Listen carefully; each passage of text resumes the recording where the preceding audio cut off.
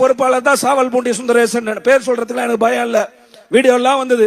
சாவல்பூண்டி சுந்தரேசன் சொன்னா அந்த 6000 ஏக்கர்ல ஒரு 2000 ஏக்கர் கொடு, அதுக்கு கூட மார்க்கெட் விலையோட 3 மடங்கு கொடுப்பாங்க.